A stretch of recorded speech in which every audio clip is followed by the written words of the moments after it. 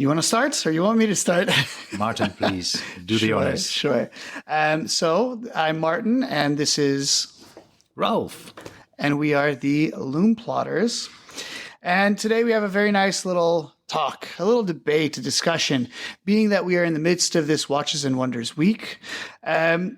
We want to talk watch fairs. Are they still needed? Who needs watch fairs? Why do we care? And why are they even around anymore with the internet and all of the things that we have in front of us? Yeah. So we're going to spend half an hour here, as usual, discussing why we care. Why we care. And do you need a watch fair? Should you actually attend one if you are a watch collector? Is there any benefit? Why would you do that? In the age of the internet, where you see the releases instantly being broadcast with so many press coverage that we have now, because we have all of these different websites and platforms covering watches, which wasn't necessarily the case even. No, we go back. Let's talk watch fairs. Why are watch fairs even there? So maybe you, Martin, you know a bit more about the history of it. Why do you take us back to the oldest watch fair that? So the oldest watch fair, as far as I remember, is of course Baselworld. Started in I think it was 1917. Is that correct? Yes, I think so. 1917, and it's been around for. It was around, that we should say exactly, for 102 years before it was defunct. Wow. Which is just quite some time. But we put ourselves in the mindset of a jeweler or a watch reseller, retailer, whatever you want to call it, a watch boutique, in 1917. The whole purpose of these watch fairs was that the watch industry, the big brands, would reveal their curiosities, their new watches for that year. And they would show these boutiques, these resellers, whoever they were, they're your Boucherers and your, Siddiquis of the world, so to speak, nowadays. You would show them, this is our collection this year. And then these retailers would go and they would buy and choose specifically, okay, well, I would like 100 of these. I would like 500 of these. I would like 200 of these. And that is what they would take, or that is what they would receive from the manufacturer. So that's the first thing.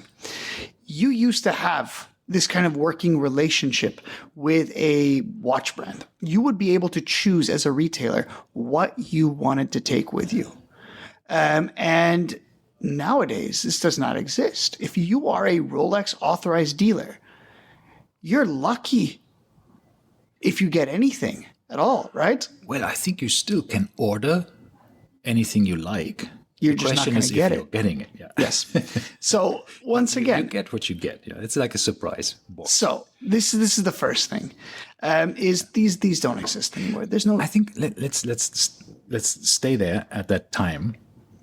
Pre-internet, just about telephone, right? Yeah. We had post, but that would take a couple of days or weeks. Correct. Depends on how far you were going, right? I mean, imagine it going by boat.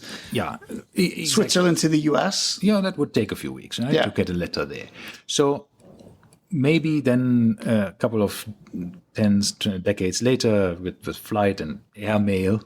Yeah, it would be faster. But thinking about that at that time, there was not even a fax or anything like that. So you needed to show watches to somebody, and you couldn't just easily send them around. There was no FedEx or anything like that. It was just all government-run postal services. Not necessarily the fastest, efficient, but not necessarily the fastest. So you needed to get your products to somebody who had the authority to put in orders. Yeah. Right. As you said, the retailers would come there and saying, okay, I'm putting my orders in for the next year. Yep. And that's exactly what they did. Yeah. Not only the old ones, but also the new ones, right? You wanted to see the novelties, as you said, and saying, okay, what do you have? And is this something I can sell in my region, in my exactly. That's something we forget about, is that even up until, the early 2000s, even now, technically speaking, there are differences in consumption behavior by region. So let's take Omega, for instance. Omega, I think it was the recent statistics said like 70% of Omegas were purchased in Far East Asia. So China, Japan, these countries. Whereas Rolex is an even split across the entire world. Right. So therefore, this is going to cause Omega, knowing that this split exists, to generate new products geared towards those specific markets, right?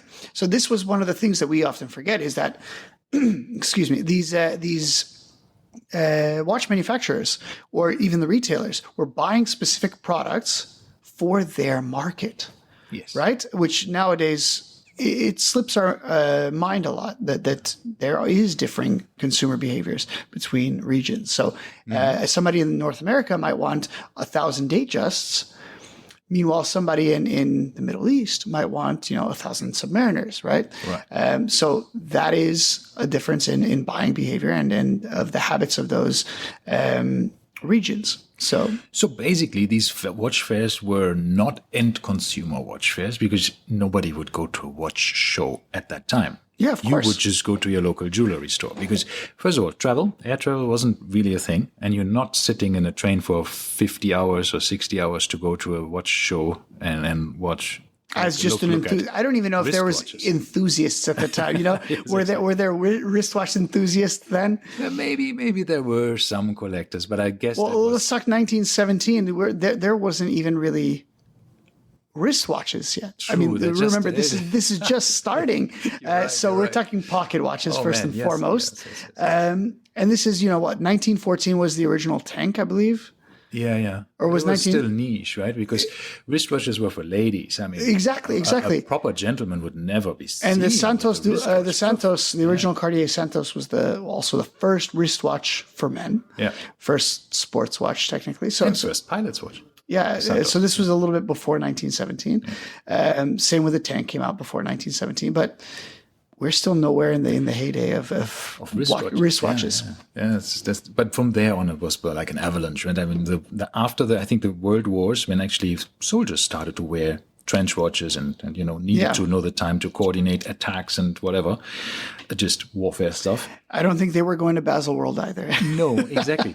But they developed they needed the watch. For the watch on their wrist and thought like, okay. And that was World War I, right? That's when the field watches and then the first aviation watches were getting started. Yeah.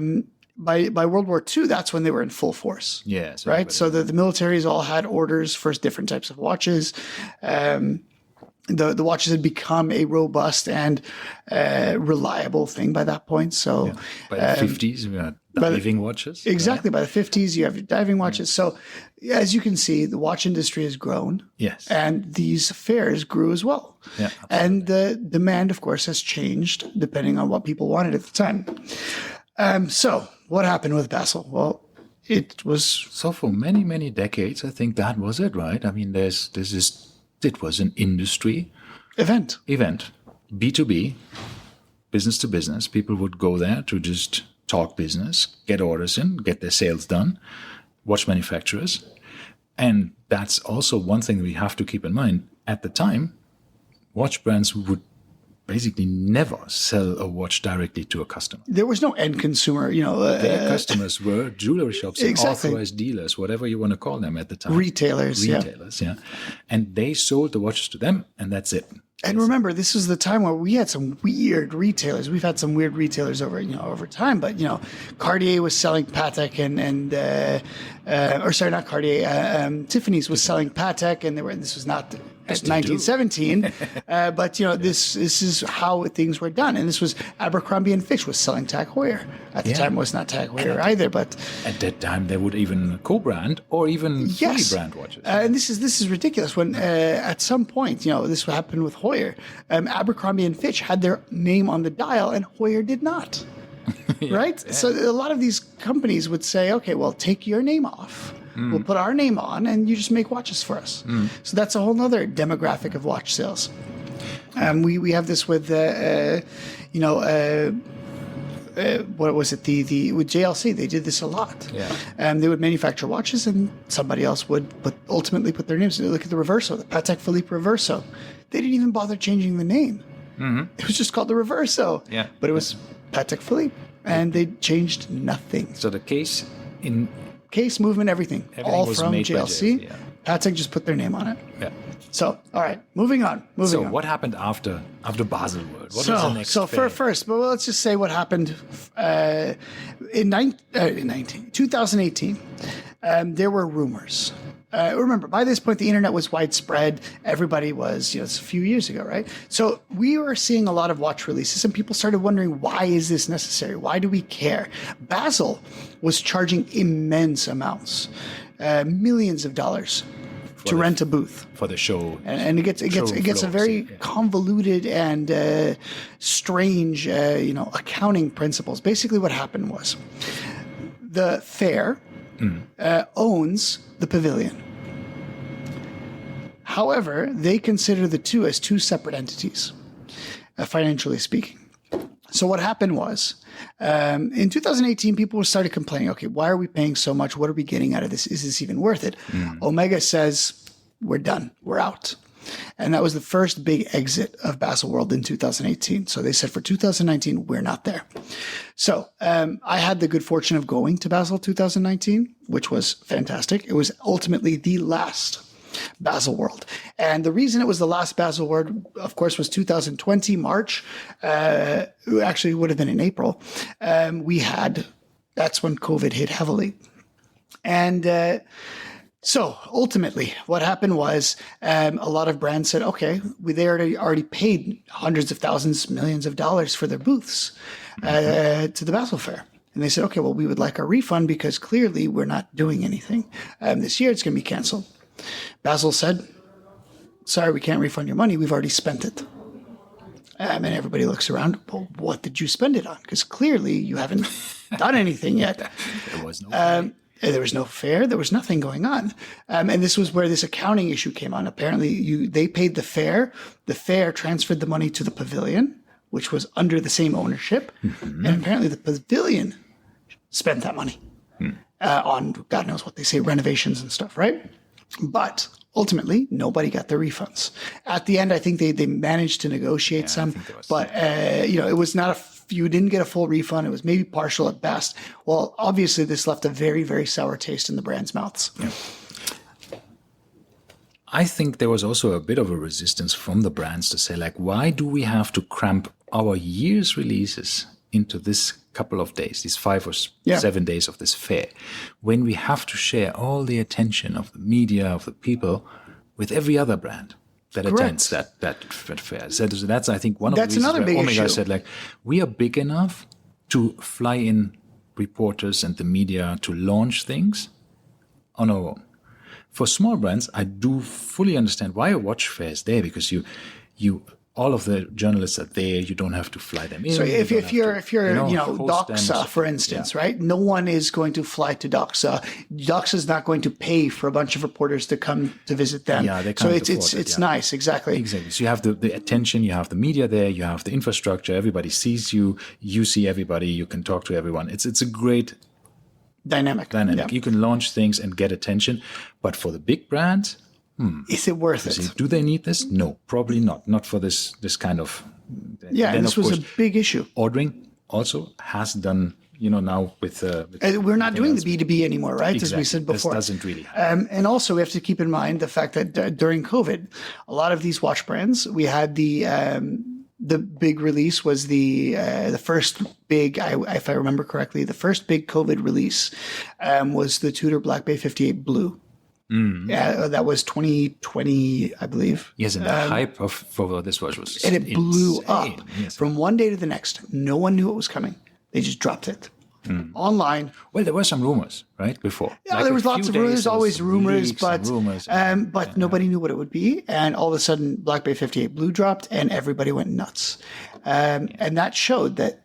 Do we need a watch fair? No, they just did a release. It cost them $0 basically. And they were able to do this release massively, right? Yeah. So now we need to think about, okay, well, what's happening with these watch fairs? It's no longer to sell things to their ADs, right? It's now to bring people together in the watch world. As you said, for these smaller brands to kind of see, if we're looking at our Philippe Dufours, FP Journes, and these guys, they're once again not flying people in to visit them directly. They want to come to these places to kind of interact with everyone else, and everybody sees what they're working on. So, and this kind of goes into what Watches and Wonders is, right? So we had previously 2 watch fairs, SIHH, which was kind of the, I believe, AP, and all of the Richemont brands. Yeah, we have to mention these 2 watch fairs would happen in different cities. At different times. One was in January, one was in March. One was in Geneva. And one was in Geneva, one was in Basel. And then all these reporters had to come twice. Twice in a very short time, a couple of weeks later, travel to Switzerland from all over the world, twice. So it was not very efficient. No. So SIHH was not around for very long. It was basically changed into Watches and Wonders, and then Basel, all the Basel brands were absorbed into Watches and Wonders as well. So that's what we have today, right? That's what physically is going on today, this very day that we're here sitting and recording this. We're during the Watches and Wonders week. So we still have this, but now we have to think about what is the purpose of this? What are we gaining out of having this? What do you think? Yeah, so me personally, I've never attended any watch fair in Switzerland. I did attend the Dubai Watch Week, which is absolutely fantastic. Yeah. Absolutely. My props to the Siddiqui family for being able to put on such a wonderful show. And they are now on that level of these watch fairs. I've been to both. To press coverage and to talk, right? I mean, the hype and that you're able to talk. No, I mean, when they talk about this fair itself. Yes, not just the fair itself, we come to that in a second, but the way of how this fair was made, or this watch show, the Dubai Watch Week, was made to actually just interact. There's no pressure of selling. There's nobody. Anyone can go for free. I mean, that is massive. There's nobody who actually tries to sell you anything. You can't buy anything as a consumer. There's no B2B business going on because it's all basically a showcase. Watches. There are these amazing workshops. There are these master classes that you can book. All of this, as you said, for free. You just have to be quick, limited spaces. Yeah. Right? But other than that, you can these forum discussions with. What can I say? I have taken photos like a little fanboy with everybody I knew from either YouTube, you meet Waco and Tim Mosso and Marc Andre from Watches TV. and all of these people, the Zach Blass and the guys from Jack Time Forrester. And Tide. Jack Forrester. I have to say this. So once again, I went to Dubai Watch Week first before I went to Basel. Oh, okay. This was 2017, and not only was at the time in 2017, not only was the fare free, but the food was also free. It was catered by the Ritz-Carlton, which was next door. Mm-hmm. So it was unbelievable food, unbelievable, drinks, coffee, everything you want. And all of this while sitting next to, Mr. Journe himself. Yes. It was unbelievable. Or Mr. Dufour, not Philippe Dufour, but Mr. Dufour, CEO of Rolex. Yes, exactly. And Philippe Dufour and as Philippe well. Dufour himself. But this was what was funny is I did the master classes. I've done the panel talks were amazing, and then I went to Basel, expecting a similar treatment, expecting a similar experience, and it was the most disappointing, the biggest letdown I had. I mean, you couldn't go into the watches booths as a non-watch industry because you had to have an appointment. Yeah. The only people that got appointments were from journalists or press business partners. Yeah. So me and my friend Jesus, we went and we could not go to anything. The only booth, the only people that let us go in, and this is probably one of the reasons why I like this brand so much, was Oris. Oh, Oris was the only one willing to talk to us. Whoever says anything bad about Oris, you never hear anybody talk They need bad to be, dragged and quartered. But Oris is just fantastic. So they were the only ones willing to interact with us, and I thought that was fantastic on their behalf. Everything else, you see through glass. And this is the funny thing. We went there and we expected to spend a full day there. And I think around lunchtime, we said, let's get out of here. So it was just a waste. It wasn't a waste of time. It was a good experience, but it was still not what I expected. I think if you're not going there, maybe on the public days when there's actually the public is supposed to be there, and if you don't have a press, we should say this. Let me preface this. At the time, this was 2019 when we went. There were no public days. Oh, right. So this was the first year that they said everyone's welcome any day. Before that, they had private days and public days. So I think the first 2 or 3 days were private, and then afterwards, the last 2 or 3 days, the public can go as well. In 2019, they said whenever, whoever. And that was one of the issues that we ran into, was we physically were competing with the likes of Hodinkee and Revolution to try and, just see some watches, and nobody's going to pick us. Yeah, so I think this is where I have the complete difference to Dubai Watch Week, where this is the end consumer or the and there's no talks. Enthusiast is just, there's no workshops. There's no talks in Basel, right? There's nothing. You can see the watches. That's it. They're starting this year.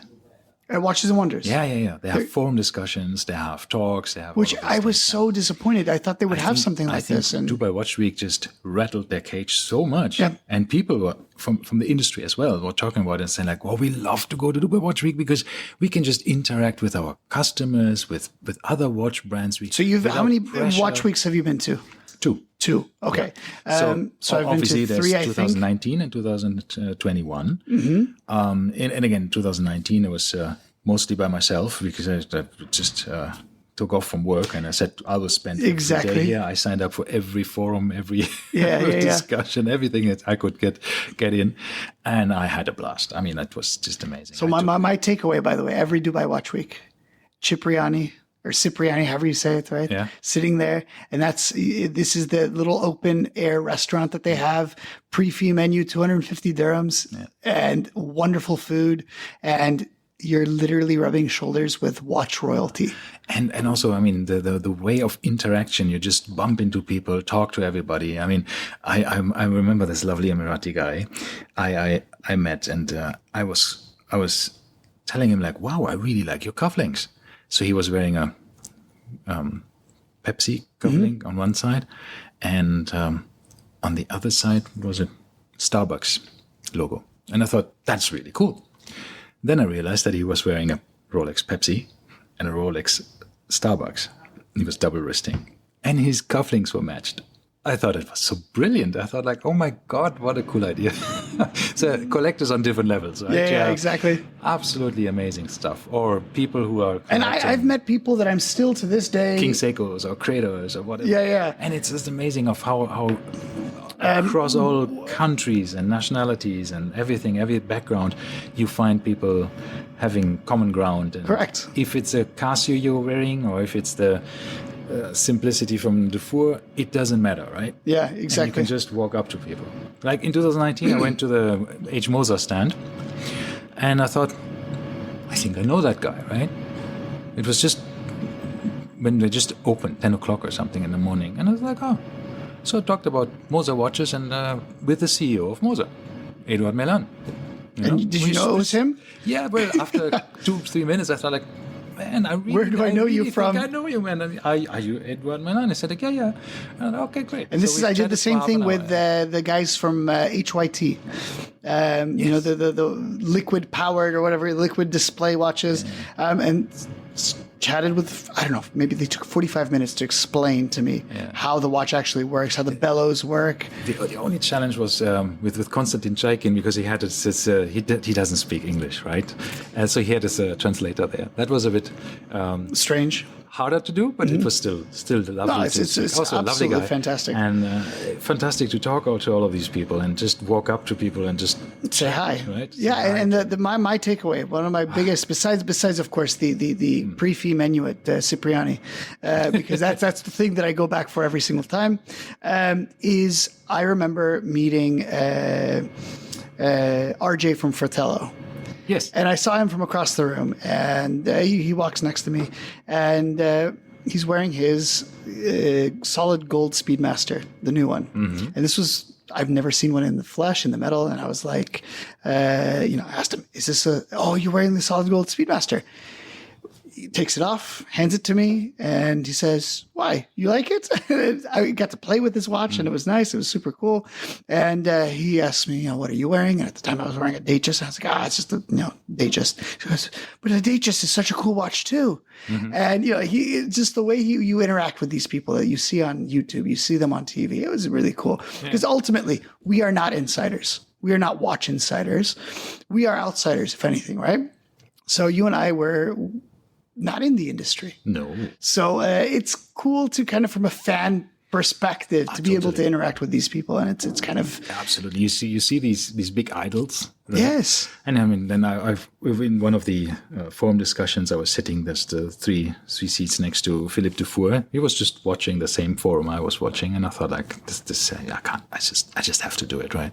So I walked up to him afterwards and said like, Mr. Dufour, I'm sorry, but would you take a selfie with me? And here, a middle-aged man taking selfies with other middle-aged men. A bit older men. And I thought, like, this is so weird, right? But it was fun. And it was, and he was like, absolutely, yeah, sure, let's do it. Yeah, it's super cool. It's super cool. So nice.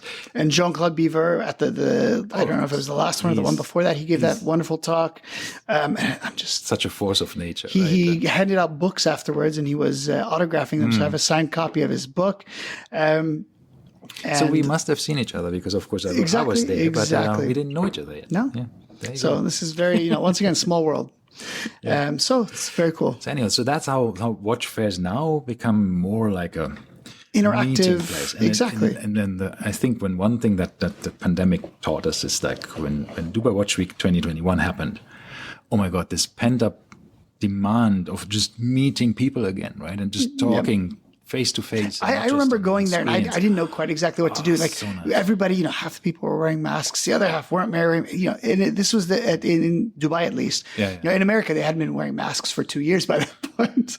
They never even started. But here, in Dubai, we had the kind of the Singapore rules. We were wearing masks quite late in the game. So when all these people came, it was kind of what did we do? It was a first event, that kind of to me signified, okay, COVID is really starting to move behind us, and it was such a nice freedom. Yeah, it was lovely.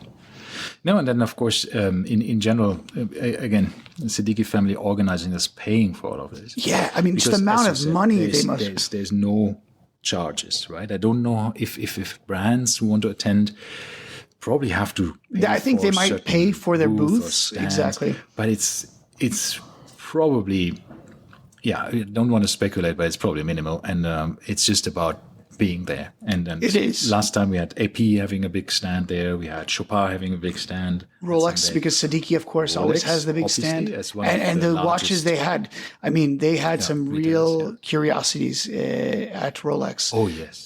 They usually do some kind of theme. And I think one year was the Submariner line, and they had Submariners, I don't know, dating back to 1953. Yeah. So it was super cool to get to see these in the middle. Which is, I think, the one downside that we have to mention is that as a big watch distributor in the region, you might not have some of your competitors attend that fair. That's an interesting thing. I thought about the same thing. I thought to myself, is this going to be the case? Is Siddiqui going to prefer or put preferential treatment for their brands? But then you see a lot of the brands they're not selling. For instance, you walk in and they had a Grand Seiko booth. Grand Seiko is Al Futtaim. Yeah. They're not Siddiqui at all. And they're willing to display and show, and maybe there's some subconscious preferential treatment towards the Siddiqui brands, but in general, they're happy to have anyone. And I thought that was super cool. Absolutely. I think they're open to for that. But the question is, are the competitors open for that? Yes, that's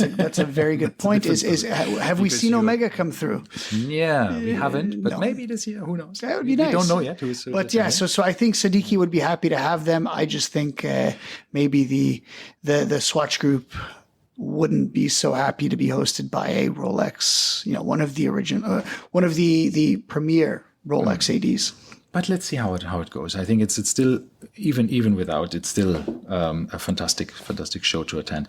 So they made such an impact that the biggest show, Watches and Wonders in Switzerland, is taking cues from them, right? Exactly. So now they're imitating this. They're having these forums. They're having chats. They're having activities. They're having things that's Interactive. Once again, interactive is the word.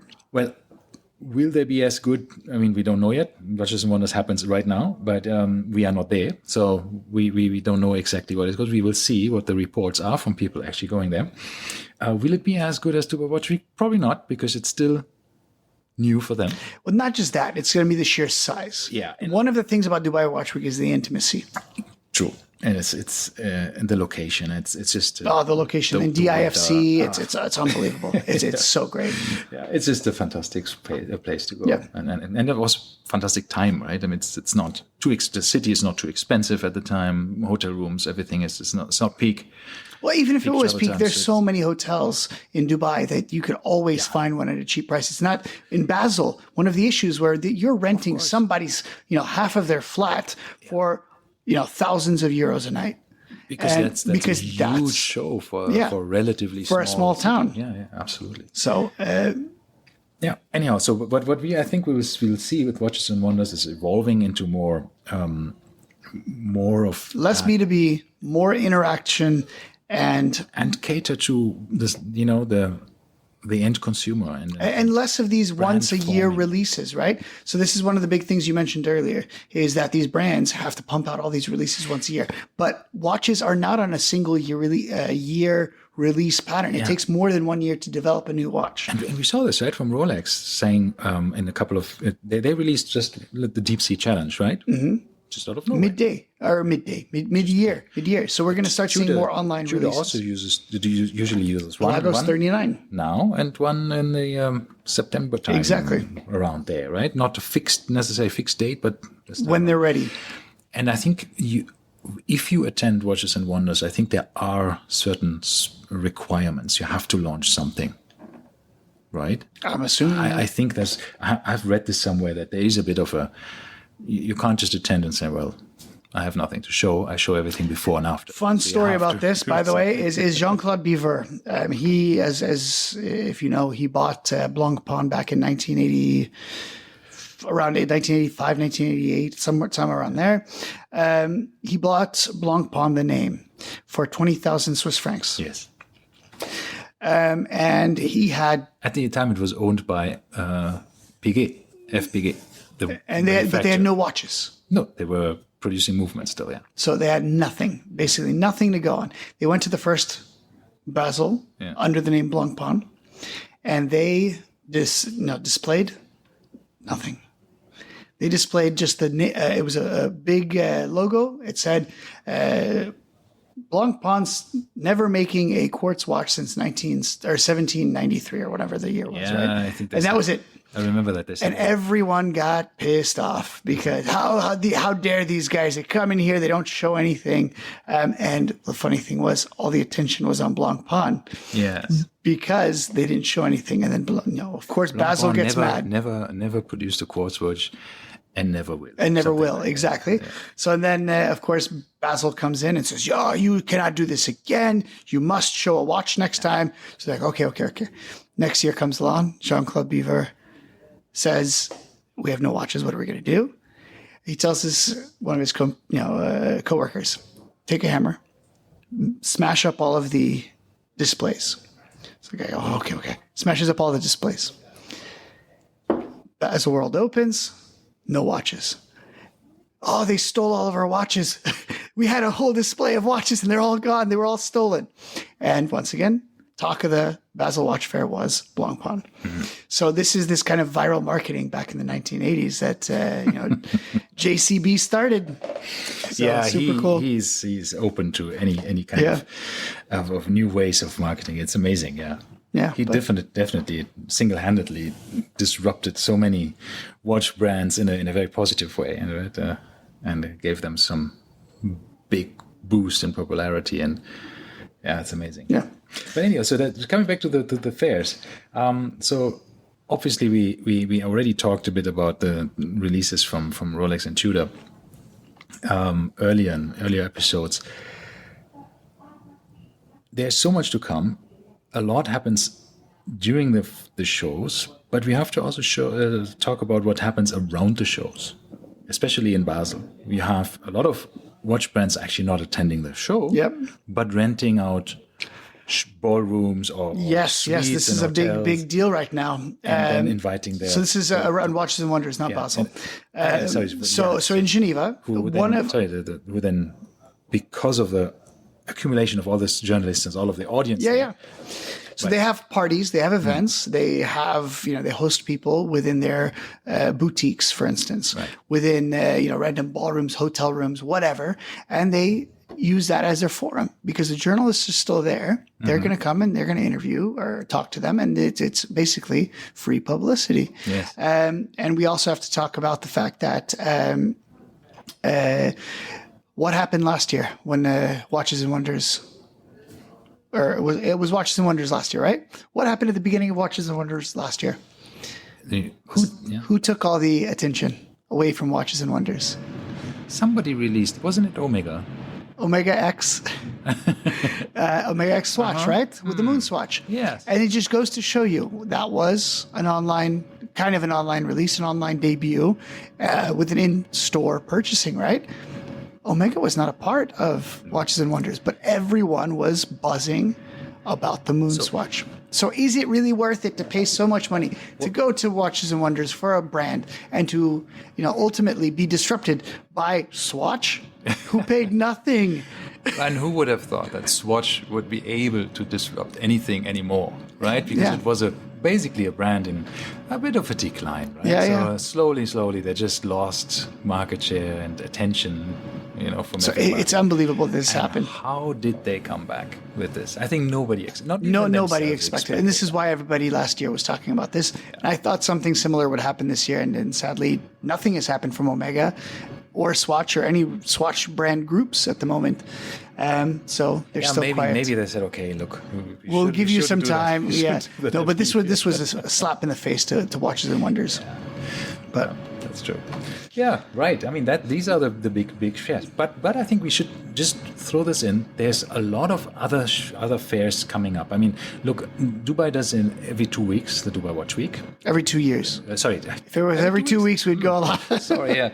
Every 2 years. But in the off years, they do the Horology Forum. Yes. And that can happen in different cities around the world. So it was in New York in this year, in 2022? It was in London, I think, right? Yeah. So that's really great. Not only to export, it exports the style, the way that it's handled. Dubai Watch Horology Week. Forum. Dubai Watch Week Horology Forum. Correct. That so it amazing. shows the world how we do things in the Middle East, and that's super cool. Makes us really, really proud.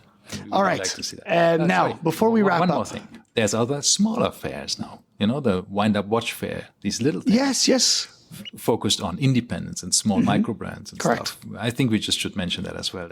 So I think we're going to see a lot more of these smaller independent fairs coming around because once again, it's easier for these independents to showcase their watches if they share the costs, so to speak. Exactly. So I think that's. And it's so great to attend. I mean, the attendance is growing every year from people who actually go and come and watch, go to these fairs. Yeah. All right, Ralph, we're running over time. I think this is going to be our normal thing. We're just going to run over time every time. But we never mentioned what we were wearing on our wrists. Right. So why don't you go ahead? Okay. Thanks for asking. I am wearing my Tudor GMT, the two-tone version. Yeah, I have that for a while now. I like this gold-capped oyster bracelet. It's really nice. What capping is not the same as plating, right? No, exactly. Which is cool, but it's also not the same as solid. So exactly. So you get the price. We have to discuss this at one time. Cap versus plated. We'll do another episode of that. Yeah, exactly. There's a couple of millimeters strong. Gold in it. Yeah, it's nice. Exactly. And I am wearing my Grand Seiko SBGM 221. So that is the high beat? No, this is not the high beat. This is the original. So I can spend 13 hours talking about this, but I'm not going to. This is the regular beat GMT. Basically, this is one of the original GMT models that Grand Seiko released in 2001. So in 2001, they came out with two GMT models. At the time, it was called the 021. So I can also spend time talking about the nomenclature of Grand Seiko numbers. So yeah, that would be interesting. I can talk about for a while as well. But this was one of the original ones, and basically the lead designer of Grand Seiko, when asked out of all of his designs, what watch would he wear? This is the one he chose, the 221. Okay. So that to me just says, the simplicity, the cream dial. Mm-hmm. It is a very, very simple watch. When I was buying it, I was thinking I should go for the high beat, but there's some kind of warmth, charm in this dial. It's so simple yet not, because all of the other, fancy, quote unquote, fancy dials with the, the texture and everything, it's just it takes away from the original simplicity of the watch. So we will have an episode about Grand Seiko. And this is not the original strap, right? No. I have it on a Hodinkee suede strap at the moment. Generally speaking, suede is I love suede as a watch strap material. The two Lume Plotters also could have basically have a different name. It could have been the strap changes, right? Yes, we could. There's a lot of. We both seem to just really like to change straps, things up. Yeah. So and individualize our watches. Exactly. So we'll spend another episode about that as well. So lots more to come, guys. Thank you for tuning in. Thank you if you stayed with us this entire time. Thank you. And we will have some more Watches and Wonders talk maybe in about a week's time. Awesome. Thank you, Martin. All right. Bye, everybody. Thank you. Bye-bye. Thank you.